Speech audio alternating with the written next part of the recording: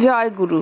পরম প্রেমময় পরম দয়ালের চরণে শত সহস্র কোটি আভূমি প্রণাম জানাই এবং আপনাদের প্রতি প্রত্যেককে জানাই আন্তরিক জয় গুরু। আজ শ্রীমদ্ ভগবদ্ গীতার অষ্টাদশ অধ্যায় সম্বন্ধে আলোচনা করব। অষ্টাদশ অধ্যায়ের আরেক নাম মোক্ষ সন্ন্যাস যোগ।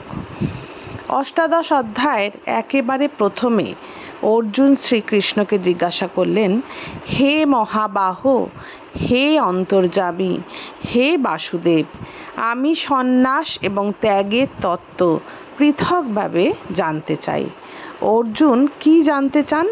অর্জুন জানতে চান সন্ন্যাস এবং ত্যাগের তত্ত্ব। ভগবান শ্রীকৃষ্ণ বললেন, পণ্ডিতগণের কেউ কেউ কাম্য কর্মের ত্যাগকেই সন্ন্যাস বলে জানেন। পণ্ডিতগণের কেউ কেউ কি জানেন না, কাম্য কর্মের ত্যাগকেই সন্ন্যাস বলে জানেন।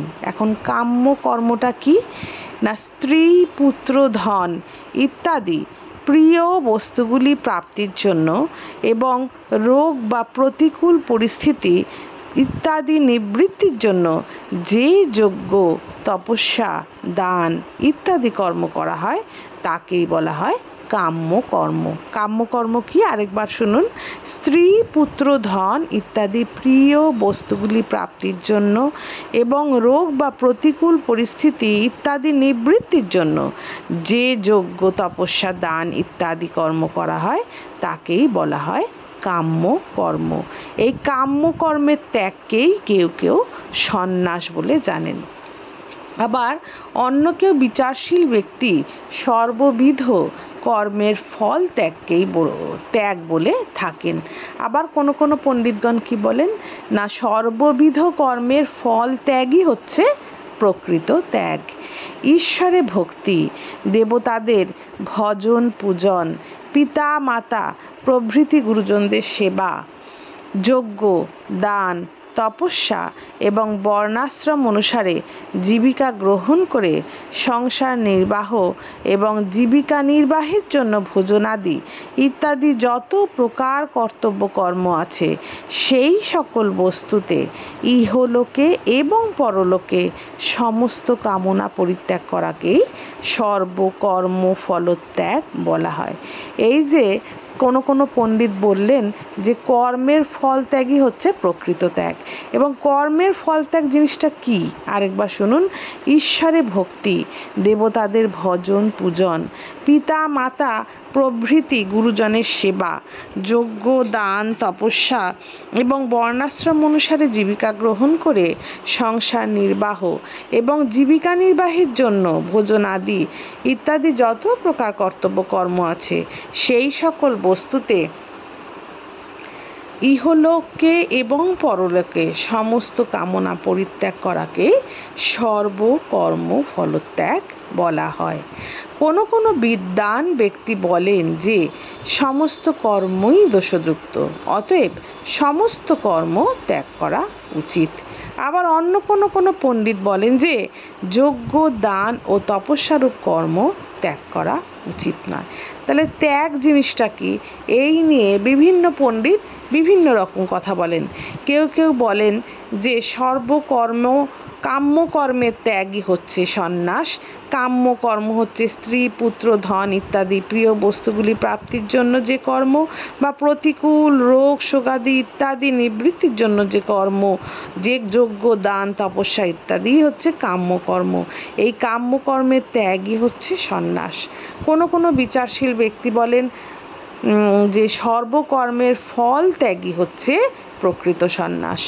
আবার প্রকৃত ত্যাগ সন্ন্যাস নয়, প্রকৃত ত্যাগ। আবার কোনো কোনো বিদ্বান ব্যক্তি বলেন যে সমস্ত কর্মই দোষযুক্ত, অতএব সমস্ত কর্ম ত্যাগ করা উচিত। আবার কোনো কোনো পণ্ডিত বলেন যে যজ্ঞ, দান ও তপস্যারূপ কর্ম ত্যাগ করা উচিত নয়। বিভিন্ন মানুষের বিভিন্ন মত। এইবার শুনুন শ্রীকৃষ্ণ কি বলছেন। হে পুরুষশ্রেষ্ঠ অর্জুন, শ্রীকৃষ্ণ অর্জুনকে বলছেন, সন্ন্যাস এবং ত্যাগ এই দুইটির মধ্যে প্রথমে তুমি ত্যাগের বিষয়ে আমার মত শোনো। ত্যাগ তিন প্রকারের বলা হয়েছে, সাত্ত্বিক, রাজসিক এবং তামসিক। যজ্ঞ, দান এবং তপস্যারূপ কর্ম ত্যাগ করা উচিত নয়, বরং এই সকল কর্মই করা উচিত। শ্রীকৃষ্ণ বলছেন যজ্ঞ, দান এবং তপস্যারূপ কর্ম ত্যাগ করা উচিত নয়, বরং এই সকল কর্ম করাই উচিত। কারণ যজ্ঞ, দান ও তপস্যা এই তিনটি বুদ্ধিমান পুরুষদের পবিত্র করে। বুদ্ধিমান পুরুষকে কারা? না, বুদ্ধিমান বা মনীষী তাকেই বলা হয় যিনি আসক্তি ও ফলাকাঙ্ক্ষা পরিত্যাগ করে ভগবদ অর্থে কর্ম করেন। যারা ভগবদ অর্থে কর্ম করেন তারাই হচ্ছে বুদ্ধিমান। এই বুদ্ধিমান ব্যক্তিদের পবিত্র করে কি? না, যজ্ঞ, দান এবং তপস্যা। তাই যজ্ঞ, দান এবং তপস্যারূপ কর্ম ত্যাগ করা উচিত নয়, এই সকল কর্মই করা উচিত। কারণ এই যজ্ঞ, দান ও তপস্যা বুদ্ধিমান ব্যক্তিদের পবিত্র করে।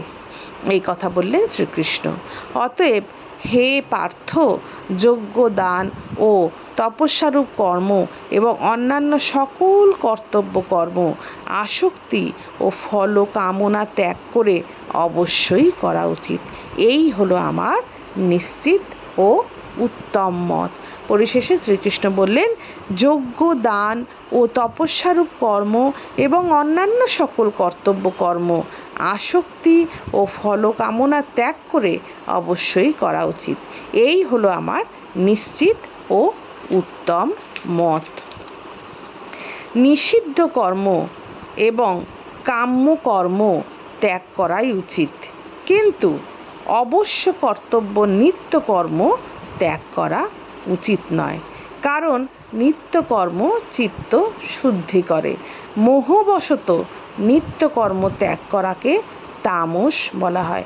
তিনি আরও বললেন যে নিষিদ্ধ এবং কাম্যকর্ম ত্যাগ করাই উচিত, কিন্তু অবশ্য কর্তব্য যে নিত্যকর্ম আমরা করি সেগুলি ত্যাগ করা উচিত নয়। কারণ নিত্যকর্ম চিত্ত শুদ্ধিকর। মোহবশত নিত্যকর্ম ত্যাগ করাকে তামস যোগ বলা হয়। কর্ম দুঃখময় মনে করে যিনি যিনি দৈহিক ক্লেশের ভয় কর্ম ত্যাগ করেন, তিনি এই রাজস ত্যাগ করে ত্যাগের ফল মোক্ষ লাভ করতে পারেন না। তিনি আরও বললেন যে দৈহিক ক্লেশের ভয়, শরীরে কষ্ট হবে, এই ভয় যারা কর্ম দুঃখময় এটি মনে করে কর্ম ত্যাগ করেন, তিনি এই রাজস ত্যাগ করে ত্যাগের ফল মোক্ষ লাভ করতে পারেন না। হে অর্জুন, শাস্ত্রবিহিত কর্ম করা কর্তব্য। এই ভাব নিয়ে আসক্তি ও ফলাকাঙ্ক্ষা ত্যাগ করে কর্ম করাকে সাত্ত্বিক ত্যাগ বলা হয়। তিনি আরও বললেন, হে অর্জুন, শাস্ত্রবিহিত কর্ম করা কর্তব্য। এই ভাব নিয়ে আসক্তি ও ফলাকাঙ্ক্ষা ত্যাগ করে কর্ম করাকে সাত্ত্বিক ত্যাগ বলা হয়। যে ব্যক্তি অশুভ কর্মে দ্বেষ করেন না এবং শুভ কর্মে আসক্ত হন না, সেই সত্য গুণযুক্ত ব্যক্তি সংশয়রহিত, বুদ্ধিমান এবং প্রকৃত ত্যাগী। প্রকৃত ত্যাগী কে? যে ব্যক্তি অশুভ কর্মে দ্বেষ করেন না এবং শুভ কর্মে আসক্ত হন না, সেই সত্য গুণযুক্ত ব্যক্তি সংশয়রহিত, বুদ্ধিমান এবং প্রকৃত ত্যাগী। কারণ দেহাভিমানী মানুষের পক্ষে সম্পূর্ণরূপে সমস্ত কর্ম ত্যাগ করা সম্ভবই নয়। তাই যিনি কর্মফল ত্যাগ করেন তাকেই ত্যাগী বলা হয়।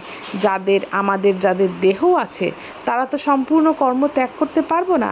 দেহ থাকলে খিদে পাবে, খেতে হবে, নিত্য প্রয়োজনীয় কাজকর্মগুলো করতে হবে। তাই শ্রীকৃষ্ণ বললেন দেহাভিমানী মানুষের পক্ষে সম্পূর্ণভাবে সমস্ত কর্ম ত্যাগ করা সম্ভবই নয়। তাই যিনি কর্মফল ত্যাগ করেন তাকেই ত্যাগী বলা হয়।